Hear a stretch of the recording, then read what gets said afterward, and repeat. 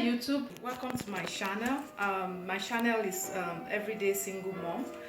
Today I just want to share with you how I made this cabinet door. What I did actually is to convert a simple IKEA cabinet door, Häggeby. I bought that for $8 and I converted it into a shaker's door. So I'm going to walk you through the process of how I made this. This is the Häggeby door, right from IKEA. Like I said, it cost me $8. The shaker's door at IKEA for the size will have cost me $65. And I didn't want to spend that amount of money. So I decided that I'm going to convert this $8 door into something like the one on the cabinet. And to do that, what I did essentially, I bought one door for each cabinet. Then I went to my local hardware store and I got this trim. So I asked them to cut it there so that it's perfect, and they cut two. And this, because the door is 30 high and 18 wide, so I cut two of these at 30. Then the in-between ones, I think it came out to about 13.5 inch, and they will go in here so they will go in here like so to make a rectangle. One thing though that I did to prep this is I actually sanded it a little bit. I didn't sand the wood itself, the door, the IKEA door, I didn't, but I sand this, and I also make sure that the ends are straight and square so that everything can line up properly. So I think you should spend some time to do that. Another thing I also did was I actually cleaned the door itself. Although it's brand new, I cleaned it with just soap to in terms of tools, all I use is just my clamp glue. It's called PL Premium. So we can get to it how I did my door. So if you look at it, this side of the Häggeby door, this is where the hinges go. This is the inside. You don't want to do anything on the inside. Everything we are going to do today will be on the outside of the door. So I will show you how.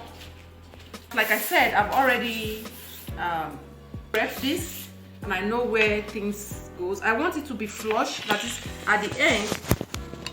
I want it to be flush with the wood. So I'm going to do just the two sides, and I can show you how I do the two sides. Soap and some water. I don't really want to spend too much on this. I'm not going to buy anything new from the store to do this. So just soap and water to prep the surface and just clean it to remove any trace of oil on it. Actually, what I'm doing is cleaning the areas where I'll be sticking the trims.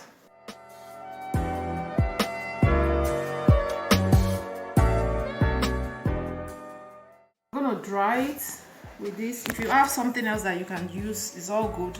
But all I have is this tissue, so I'm gonna use that to just wipe it dry. What I'm gonna do now is I'm gonna grab my glue, put on my gloves. It's very sticky, so I advise you use gloves, and it's poison. So, doesn't have any strong odor, which is good.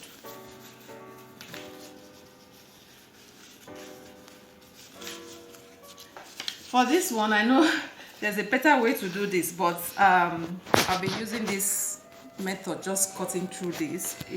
That's what I've been using. So, but if you have a better method, you can use a glue gun. I don't have one, so I just decided to just poke hole into it. So I'm just gonna use my work knife to scoop some out and put it along the edges.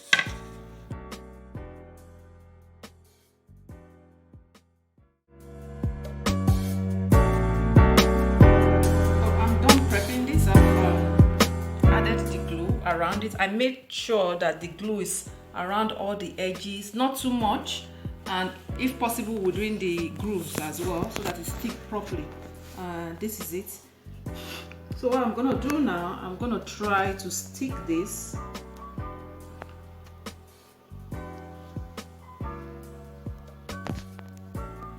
Stick this on the cabinet. I would like it to flush at the end. This area I want it to flush with this cabinet, like so. What I'm gonna do is use something to scrape all this excess glue. This is this shorter part. It will go in between these two long ones. There are two of these. One is here and one is at the bottom. So what I'm gonna do now, I'm just gonna attach it here. I've already put the glue.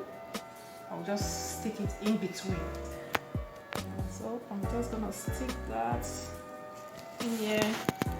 One thing with this glue is, if you stick it, this particular one, and I'm sure maybe the other glue will behave like that, the trim tends to move, so you have to watch out for that.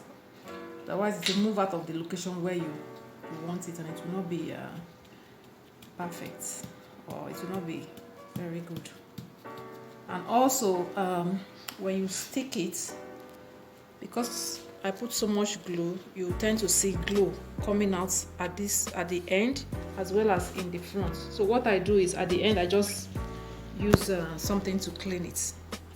So now I'm gonna clamp it together. And immediately, if you notice, it's moving now. It's literally moving, so I will just move it back to where I want it to be. Now it's still moving.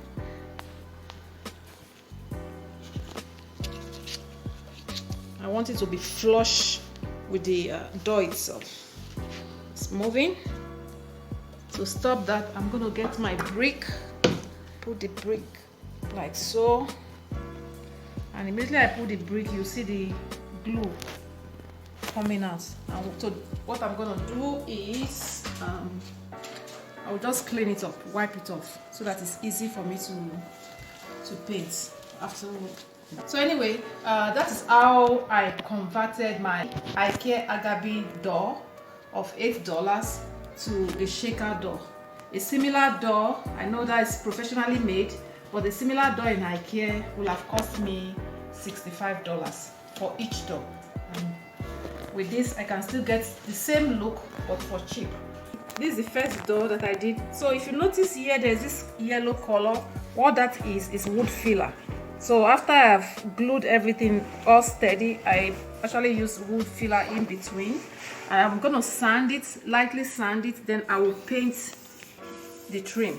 I'll paint it to match the IKEA door itself. So I just put tape around this so that the paint doesn't mess it up. But essentially, this is what it is. So thank you for stopping by at my channel. If you like this video, please give it a like, and don't forget to subscribe to my channel. Thank you. Bye.